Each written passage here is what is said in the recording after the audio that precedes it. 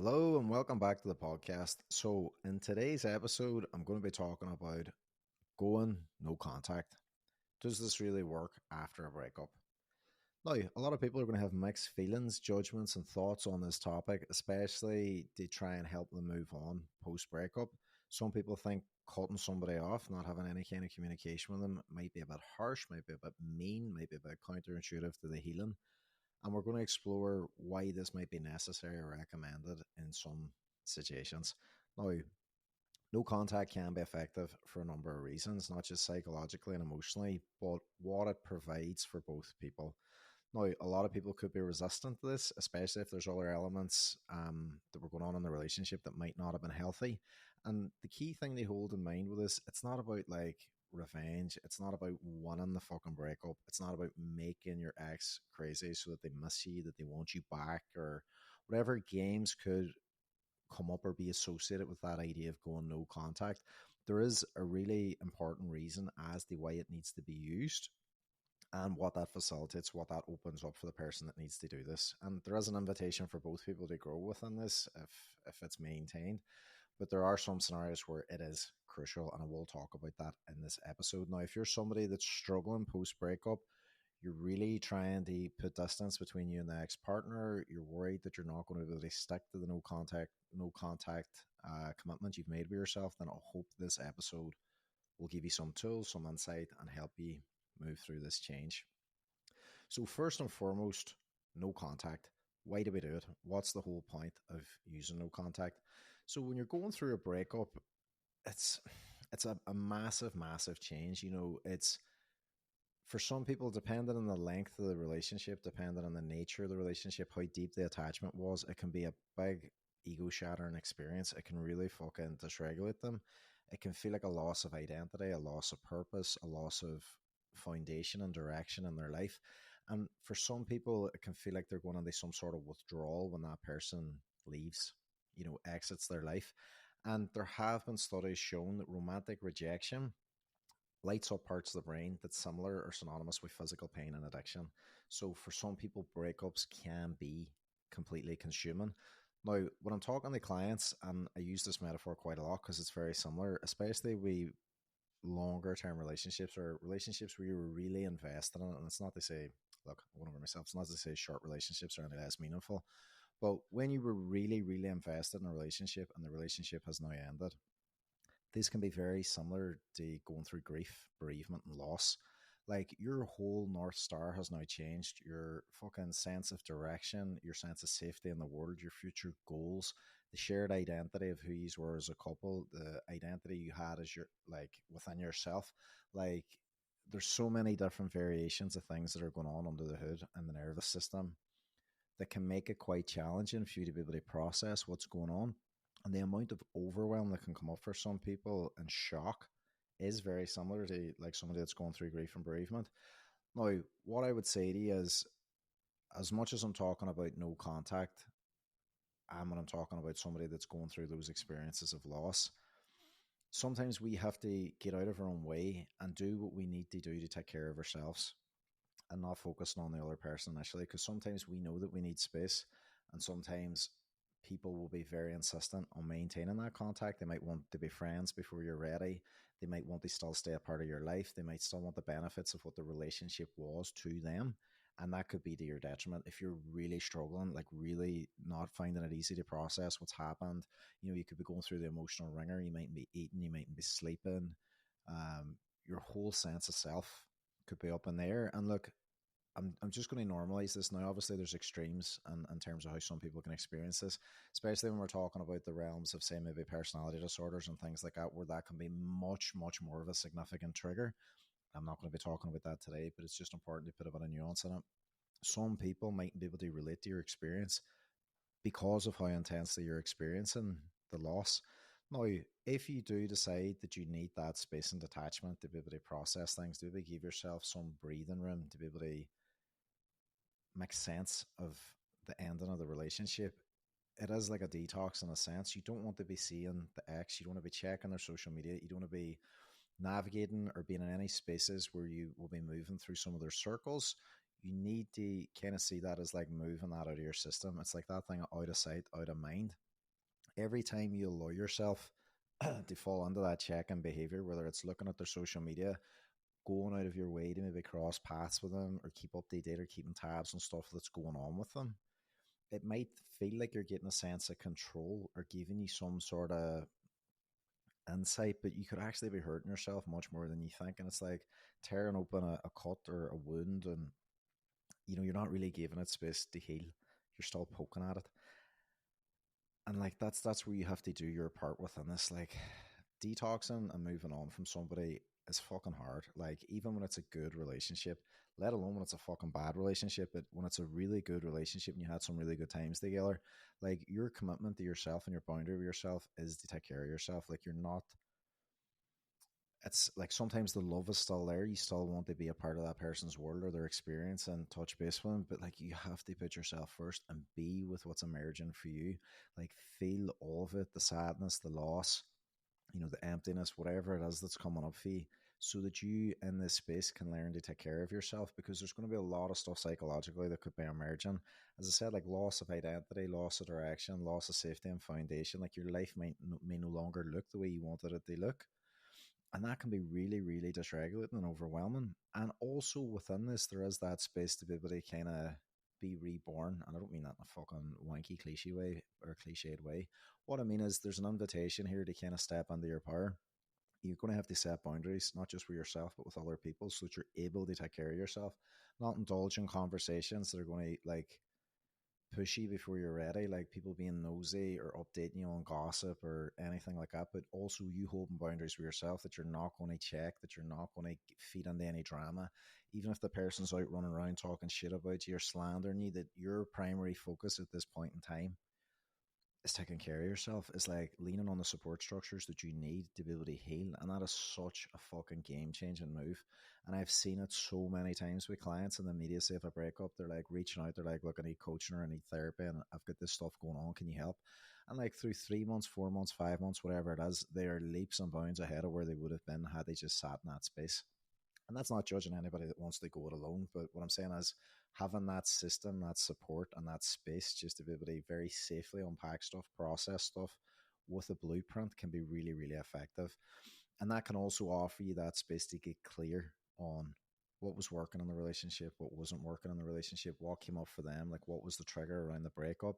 Maybe there was betrayal, infidelity, maybe it was mismatched values, maybe somebody wanted something different.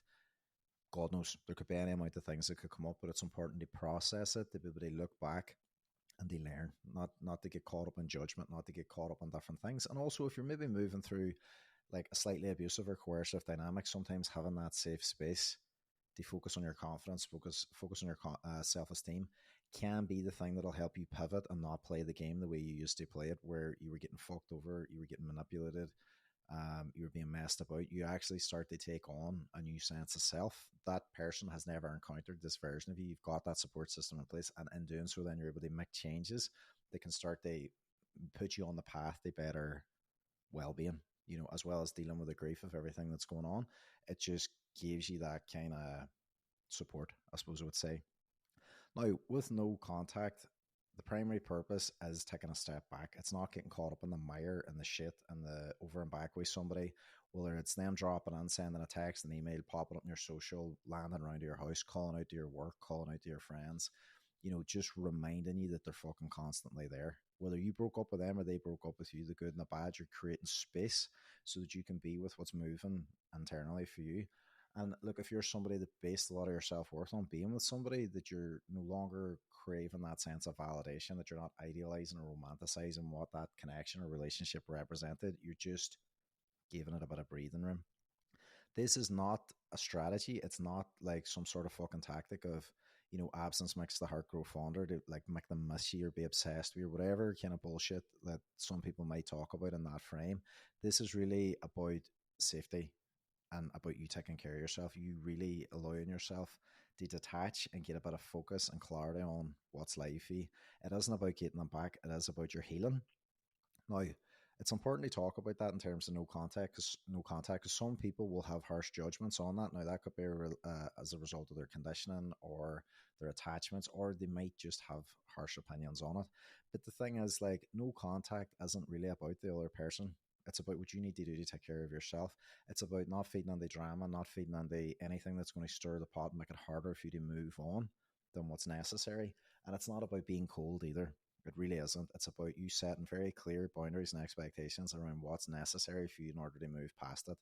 Now, the caveat to this, and I'm going to talk about this later on in the episode, would be where you have to have contact. Now, that could be childcare arrangements, you might have business arrangements, there might be other things that blur the lines, and I'll get to that later because that's slightly different.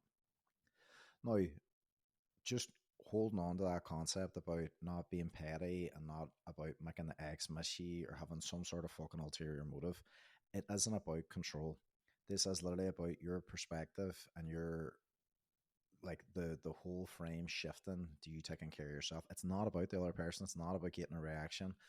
It's about you doing what you need to do to be able to take care of yourself. The boundary needs to be in place so that you're not feeding on the conversations you don't want to be having. Like, you could be having a great day, you could be going to the gym, you could be taking care of yourself, you'd be starting to look and feel yourself, and then bang, maybe the person sends you a message, they've reached out to you on social media, they've done something that has put their presence into your awareness, or they've come to you with a problem, or they've poked at something, or somebody's carried about a gossip, whatever it is. That's why we do the no contact, because we're not feeding back into that cycle. We're not taking responsibility for other people's stuff. Like, even with codependency, where somebody's got some issues going on, maybe it's addiction, maybe it's mental health stuff, you're not taking on that caretaking responsibility. Like, you're taking a step back from that. You're letting them kind of work through the stuff that's going on. You're focusing on your own relationship to yourself and your own needs, and that is going to be something that's going to pay dividends going forward.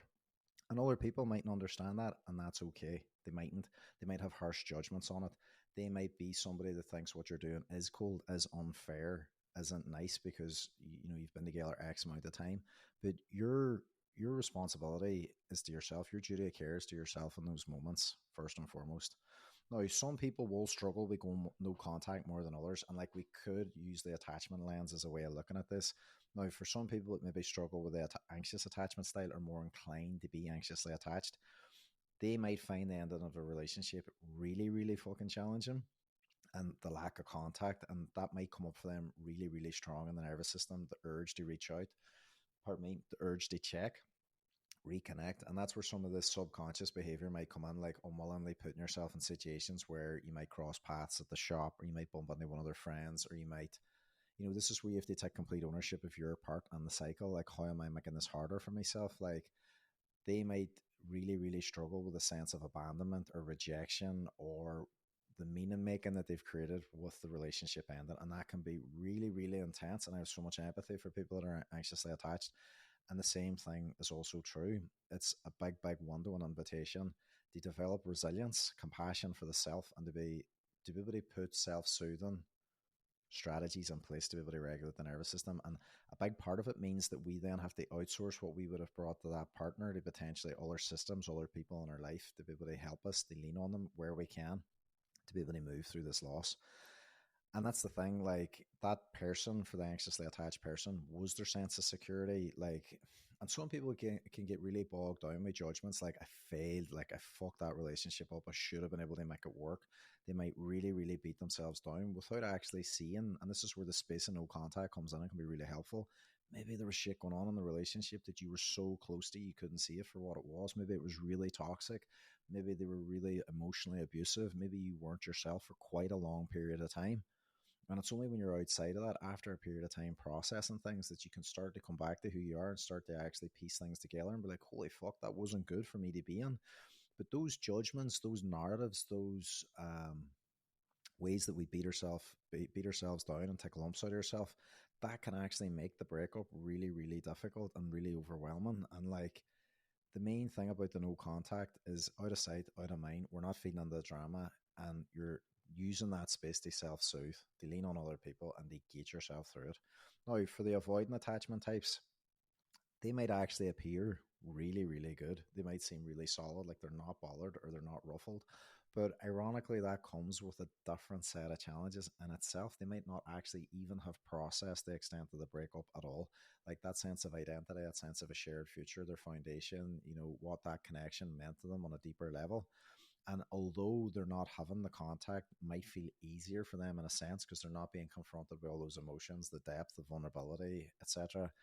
You know, there still could be, I suppose, an element of avoidance that's coming up for them. They're not sitting with the grief, the pain, the loss, the overwhelm. That could be the challenge for them moving forward to be able to actually integrate what's actually happened. Now, no contact at its core is about creating that space to be able to process the loss, to be able to move to that emotional regulation, and also to start to map out all the stuff that was centered on the relationship, like what it meant for you. Everything I spoke about, like communication, conflict resolution, values, your deal breakers, all those different things in the aftermath of a breakup, when we take that space, it's just to get clarity in a lot of ways. It's for self discovery, it's for you to actually be with the things that are moving for you. It can also be an invitation for a person to come back to who they were at their core. Who am I without this person? Like, what makes me me? What parts of myself may I have lost or withheld or had while I was in that relationship? So, some people can go through like a bit of a renewal post breakup, connect back to like music they like and clothes they used to wear and people they used to see, hobbies that they might have neglected. And that can actually really help them grow through the experience, be clear on what they want, what they don't want, find a sense of fulfillment separate to the relationship. And look, you may in some cases work things out and get back together, but like the no contact thing is not about being mean. It's not about inflicting pain or suffering or being petty or whatever the fuck it is. It can give space for some people just to go on to therapy, go on to coaching, unpack some stuff, explore the self, look at the family, look at the deeper work that needs to go on so that we don't fall into that pattern and maybe repetitive cycles going forward. Like if we know the relationship's done, if we know it's absolutely done, there's no chance of us getting back together, or it was a car crash or something terrible happened, and I want to learn from it, I want to heal from it, then that then becomes an invitation to be able to take that on that space and put yourself and your well-being first.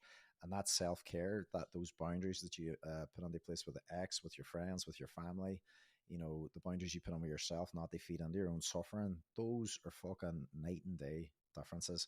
That helps you build that resilience, that trust in yourself, that confidence in yourself that you will get yourself through this and that your well-being is not dependent on the other person. And that's where that no contact can become really, really effective. Now, I can think of dozens and dozens of examples of clients that have been lucky enough to work with over the years that really fucking boss this.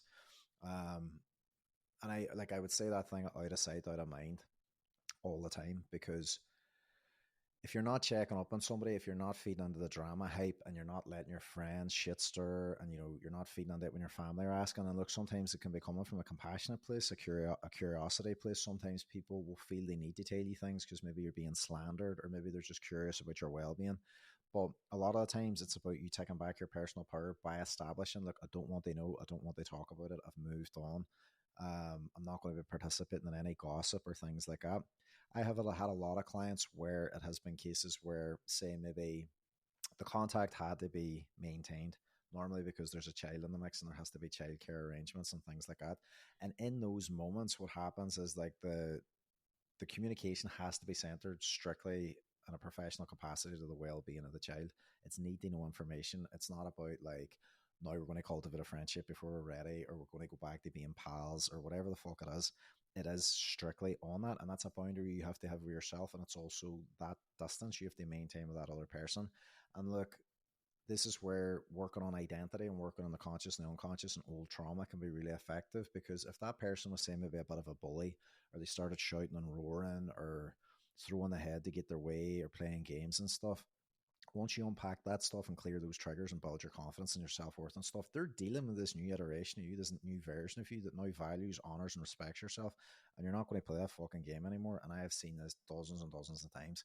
People trying to get reactions on social media, people carrying fucking stories, gossip, whatever it is, popping up on Instagram stories, just reminding you that they're there, saying things indirectly to try and get their attention. But they make that pivot of, this person doesn't exist outside of the contact that I have to have with them. They're not important, they're insignificant. I'm in a place now where my validation and sense of self-worth is not based on their attention. And I have dozens of clients I can think of that absolutely crushed this. Boys that were messing them about or were cheating and then in and out of their life, abusive, exploitative, manipulative, aggressive, intimidating, all those things that can completely shut a human being down and make them a prisoner in that relationship. I have seen them do 180s where they've stepped back under their power, they've remembered who the fuck they are, they've showed up, they've played the fucking game, they've put the other person in their place, and through doing that, the whole nature of the interaction has shifted. And it has been night and day. And a big part of that, whether people want to acknowledge it or not, is the no contact, because it gives space. It lets you detox all the stuff that was coming up for you, that urge to be in touch with them, that urge to check, that urge for connection. You start to recognize that you can take care of yourself, that you can seek that in other places, and that person isn't the be all and end all. They don't hold the keys to your happiness anymore. Or if they've been traumatizing for you, that you're no longer a prisoner of the threat of their behavior, that you've began to integrate and heal, and you then see them for who they were, what was pathetic about them, what was weak and exploitative about them, and you then create change going forward. And that is a powerful thing that Go No Contact can facilitate, because you take that time to work on your relationship with yourself. You get clear in your needs, you get clear in your standards, you become more independent, more resilient, you focus on your healing and your well-being. And that is such a fucking gift that you have to give yourself in the aftermath. Now, it's not, they say, like, you're going to just stop loving the ex overnight. And I know I've used abusive relationships as an example. Sometimes you can love somebody and know that this isn't a good relationship that you need to be in. And sometimes you can see that the person is struggling and they want the contact. But this is where you have to put nuance into this and actually feel into, have I got the space to mind how they're feeling? And what's that going to do for me if I allow that to happen? So that's why sometimes when I say out of sight, out of mind, it's not just about being cold. It's not just about, I don't give a fuck about the person anymore. It's like an act of love to yourself, but also an invitation for them to be with their stuff as well, for them to resource themselves, to really lean on their support systems or go see professionals as well to move through what's coming up. And like, it's incredibly difficult and you're in quite a vulnerable place post breakup. But sometimes these practices are exactly what is needed just to get you through the initial hardship. Because I think everybody at some point in time goes through that overwhelm, wanting to reach out or wanting the other person to reach out, whether it's coming up to anniversaries, milestones, birthdays, things that you would have done with them, maybe hear a song or went to a place that reminds you of the person, or maybe you're just having a fucking day. And this is where it's kind of similar to grief, comes in waves. And some days it just floors you, and that's the day that you really want to cling and reach out to them.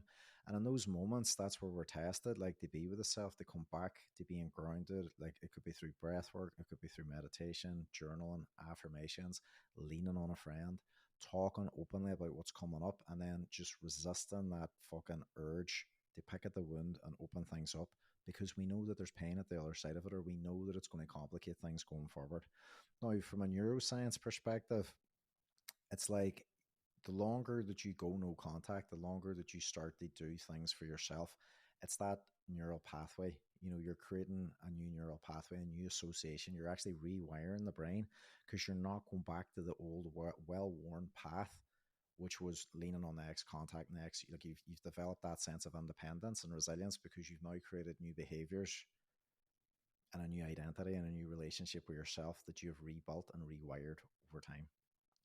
Now, no contact is so crucial for developing that resilience, because you're not falling in that trap of constantly needing that connection, constantly needing that validation.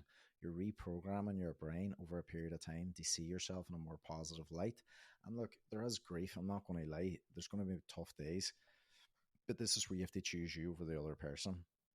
And in scenarios where you absolutely do have to be in touch with them, like, you should decide that for yourself first and foremost. Like, if you've got a business with another person, or there's legal obligations that need to be in place, or there's childcare, co-parenting, whatever it is, you need to define healthy boundaries. So as I said there about the childcare, even with clients and stuff, that you're not indulging conversations that are not important, that are not relevant to the well-being of the child, that are not going to set you off or going to trigger you. It's just completely cut and dry, professional, black and white. Like, you're not getting invested in stuff that has nothing to do with you. You're not letting that person have wriggle room to get in and then start to fuck with your well-being, or to maybe poke at wounds that's going to put your healing and set it back.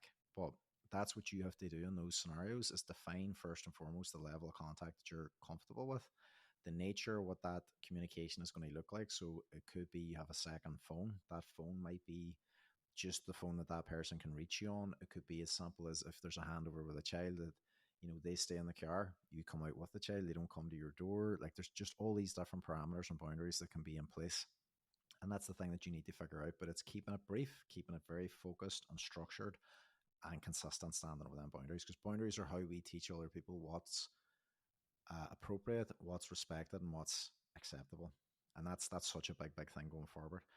Now, I hope this has helped. If you've had any thoughts or if this has resonated with you in any way, if there's something about this that maybe you've tried and it hasn't worked out, or maybe you're still very in the newness of loss or grief or the relationship breaking up and you're struggling, you're finding it hard to detach or maybe get perspective on it. And if you need help, please drop me a message. I've helped loads and loads of people through this. It's really rewarding work. And at the same time, you will come out the other side of it. If you're listening to this now and you've been struggling, have hope and belief in yourself. You'll get through it. And you have to do your part as well, both with boundaries with yourself, boundaries with X, and also recognizing like you're going to have good days and bad days. This is just a light guide to be able to put this into context and perspective for you. And you'll like, I know I'm fucking repeating myself now. You're definitely going to come out the other side of this. If there's anything that has made your healing very difficult, now I'm speaking specifically to the people that have maybe had coercive elements, abusive elements, or maybe there's been really traumatic betrayal or other things that have happened that have impacted your confidence, your sense of self. Maybe you're noticing you've got really severe anxiety or different ways that that's showing up in your life, and talking about it's not helping it. Please get in touch, because this is where we can work on a deeper level with the predictive brain, the conscious and the unconscious mind, and that change can happen much quicker than you think. So just want to say thanks for listening, and I'll see you all again soon.